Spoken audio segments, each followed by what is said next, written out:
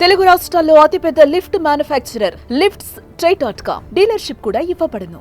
అన్నమయ్య జిల్లా పోలీసులు అరెస్ట్. రాజంపేట నుంచి వయా నర్సరావుపేట మీదుగా వెళ్లి గుంటూరు జైలు నుంచి విడుదలయ్యారు. నెల రోజులు జైల్లోనే గడిపారు. మరి జైలు జీవితం పోసానికి ఏం నేర్పింది? ఇక తగ్గుతారా లేదా తగ్గేదేలే అంటారా? Posani what next?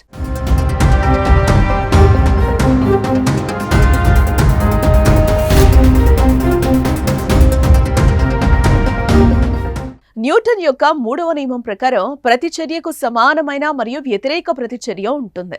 ప్రస్తుతం ఏపీ రాజకీయాల్లో న్యూటన్ యొక్క 3వ నియమం ప్రకారమే ఈనాడు ప్రతిచర్యలు వస్తున్నాయి. వైసీపీ హయాంలో నోరు జారిన నేతల ఊచలు లెక్క పెట్టాల్సి వస్తోంది. అందులో ఒకరు పోసాని కృష్ణమురళి. జగన్ సీఎంగా ఉన్న సమయంలో నోరు జారి దాని పర్యావసనాలు అనుభవిస్తున్నారు.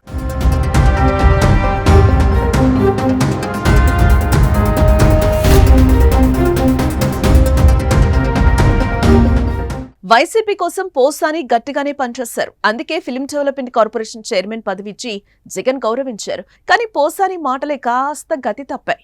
ఆ సమయంలో ప్రతిపక్ష పార్టీలుగా ఉన్న టీడీపీ, జనసేనలు విమర్శించే క్రమంలో కాస్త అతి ప్రదర్శించారు. రాజకీయంగా కాకుండా వ్యక్తిగతంగా దూషణలు చేశారు. ముఖ్యంగా చంద్రబాబు, పవన్ కళ్యాణ్, లోకేష్ పై పరుష పదజాలంతో రాయటానికి వీల్లేని భాషలో భూత పురాణంతో పోసాని రెచ్చిపోయారు. కట్ చేస్తే వైసీపీ ఓడి కూటమి అధికారంలోకి వచ్చింది. అఖండ మెజార్టీ సాధించి ప్రభుత్వాన్ని ఏర్పాటు చేసింది.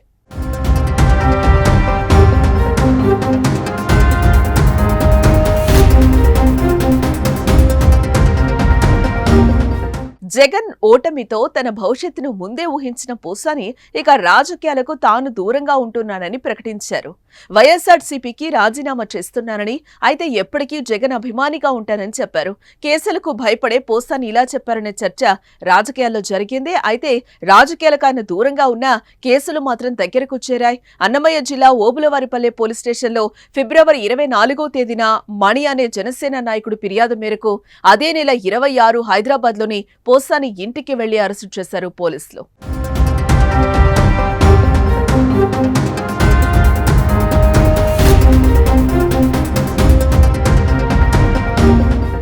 అనంతరం ఆయనను రైల్వే కోడూరు కోర్టులో హాజరుపరచడం, న్యాయస్థానం రిమాండ్ విధించడం అన్ని చకచకా జరిగిపోయాయి. ఆయనను మొదట రాజంపేట సబ్ జైలుకు తరలించారు. అదే సమయంలో రాష్ట్ర వ్యాప్తంగా పోసానిపై సుమారు 20 వరకు కేసులు నమోదు కావడంతో ఆయన కోసం పోలీసులే పోటీ పడ్డారు.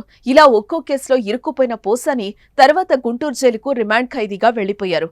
సుమారు నెల రోజుల తర్వాత ఆయన శనివారం బయటకొచ్చారు. అయితే పోసాని నెక్స్ట్ స్టెప్ ఏంటన్నది ఇప్పుడు ఆసక్తికరంగా మారిందని చెప్పుకోవచ్చు. తనపై కేసులు పెట్టి జైలుకు పంపించిన వారిపై మళ్లీ మాటల తూటాలు పేలుస్తారా?